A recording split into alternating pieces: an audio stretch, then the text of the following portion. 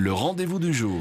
Puis le rendez-vous du jour, eh bien, il a été pris avec Edgar Schoch. Bonjour. Bonjour. Vous êtes le nouveau président de la Ligue des droits humains. Vous venez tout juste d'être élu. Alors, merci d'avoir accepté notre invitation. Vous prenez donc la suite de la présidence après Olivia Venet, qui est avocate pénaliste. Félicitations tout d'abord. Merci beaucoup. Félicitations Edgar Schoch. Donc, vous avez un tout autre profil évidemment que celui d'Olivia. Vous êtes chroniqueur. On va faire un petit peu votre CV, chroniqueur à la RTBF, mais aussi professeur invité en économie et politique publique à la Haute École Bruxelles-Brabant, auteur d'un livre Inspirer, conspirer sur le complotisme en général, également auteur d'une pièce de théâtre Belgium Best Country.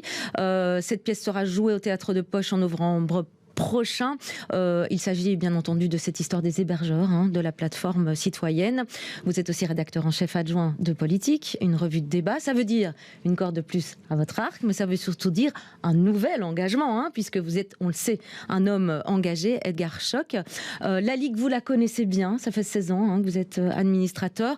Qu'est-ce qui vous a motivé à présenter votre candidature pour ce poste ? Alors, à vrai dire, j'ai pas totalement présenté ma candidature. J'ai dit que j'étais disponible si on ne trouvait personne, et je voyais. Vous allez dire que c'est par défaut, non ? Si, c'est par défaut. Je voyais, mais vous savez, c'est typique. Je voyais des tas de femmes, et j'aurais bien aimé qu'il y ait deux présidentes qui se succèdent. Je voyais des tas de femmes beaucoup plus compétentes que moi. Je vais même les citer. Céline Romainville, qui est vice-présidente, prof de droit constitutionnel à Louvain. Véronique Van der Planck, une avocate brillante. Et je trouvais qu'elles auraient beaucoup mieux fait le boulot que moi.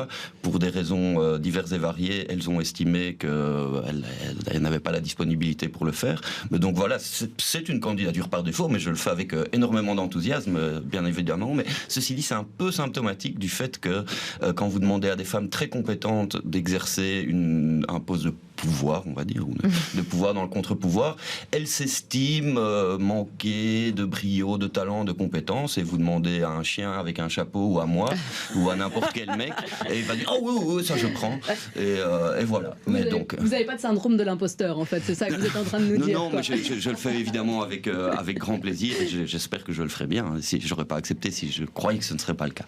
Alors, votre présidence, justement, elle démarre un petit peu sur les chapeaux de roue, puisque hier soir, la région bruxelloise a annoncé qu'elle suspendait le règlement mendicité de la ville de Bruxelles, donc qui interdit de faire la manche avec des mineurs. En mars, ce règlement avait été voté. Nous avions fait déjà un reportage à ce moment-là, et je vous propose tout de suite de regarder et de se rafraîchir un petit peu la mémoire. C'est un reportage de Michel Guéhière. Une jeune femme, bébé au bras, mendie quelques pièces en rue. L'image est courante en ville. Ce policier travaille sur le terrain. Il y est habitué, mais pas résigné. Ce que nous on constate, c'est qu'ils viennent ici en cycle de max 6 à 8 semaines. Et donc pendant ce moment-là, pendant cette période-là, ils veulent faire un maximum d'argent, et alors ils retournent à leur maison en Roumanie avec l'argent qu'ils ont gagné ici. Et c'est toujours un cycle qui se répète et qui se répète. En fait, nous on veut casser ce cercle. Que ces enfants sont dans la rue, ces enfants doivent aller à l'école, apprendre à lire et à écrire, qu'ils ne vont pas faire la même chose que leurs parents font déjà ici. Aborder ce public n'est pas chose aisée. Il y a la barrière de la langue, la méfiance de la police et le décrochage général. Qu'on avait dans l'idée de faire des PV, les envoyer via notre officier de liaison en Roumanie, et que là, les autorités en Roumanie font quelque chose avec ça, en disant « Écoute, tu as été 5 ou 6 semaines dans les rues de Bruxelles avec ton enfant, ça peut pas, il doit aller à l'école. » Mais même sur place, ces enfants ne sont pas scolarisés. Le PV reste donc sans effet. Du côté des acteurs de terrain, on est toutefois prudent quant à l'idée d'une interdiction pure et simple de la mendicité des mineurs, car interdire ne résout pas le problème de fond. Un des risques, effectivement, avec la mesure, c'est de les rendre invisibles. L'autre risque, c'est de les déplacer sur d'autres communes.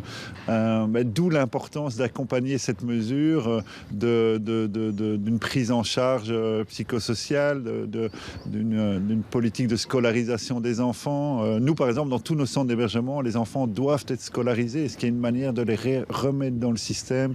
Selon une enquête des services de police Bruxelles Capitale XL, 83 familles sont des mendiants professionnels, dont 10% de mineurs.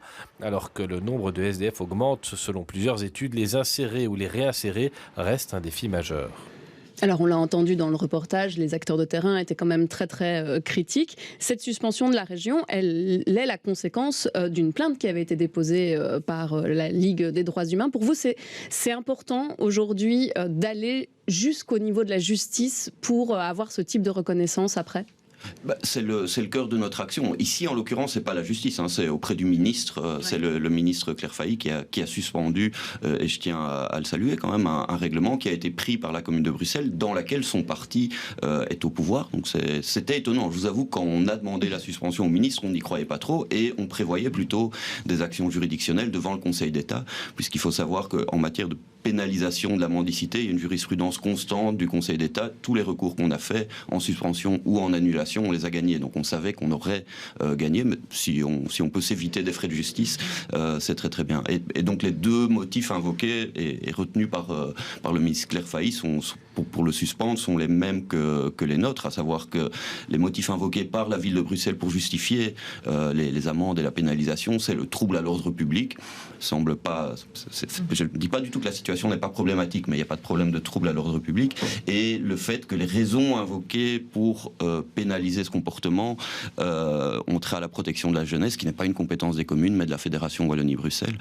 Donc voilà, évidemment, il y a des tas de mesures à prendre pour lutter contre ce phénomène, mais imposer des amendes à des mendiants, on se rend bien compte que la logique est un peu absurde. Ça n'a pas de sens, évidemment. Est-ce qu'aujourd'hui, Edgar Schoch, plus que jamais, après cette pandémie, les libertés sont plus fragiles encore?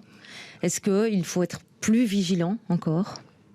Je serais nuancé par rapport à ça, parce que j'ai l'impression que précisément beaucoup de citoyens qui n'y étaient pas sensibilisés le sont devenus. On s'est rendu compte que des mesures très restrictives des libertés pouvaient être prises, et en Belgique pouvaient être prises de façon parfois pas très juridiquement cadrée.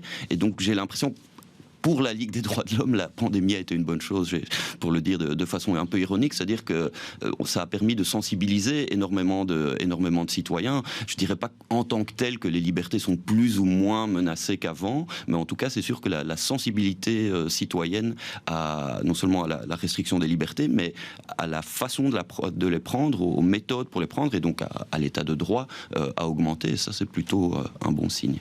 Est-ce que vous avez une définition pour vous? C'est quoi défendre les droits humains? Alors, c'est très large. C'est très large. Oui. Je pense que le cœur de l'action de la Ligue, il est double. Nous avons deux cœurs. D'une part, il y a une action d'éducation permanente, de formation, d'information, de sensibilisation. L'idée, c'est vraiment de faire en sorte que les citoyens s'approprient leurs droits, se rendent compte que non seulement on leur reconnaît des droits, mais qu'ils peuvent les exercer, qu'il y a une accessibilité à ces droits et à leur effectivité qu'il faut encourager. Et puis l'autre versant de notre action, c'est celui que j'ai déjà évoqué, c'est quand des lois, des ordonnances, des règlements sortent qui nous paraissent incompatibles avec les droits humains, de les contester devant les cours et tribunaux.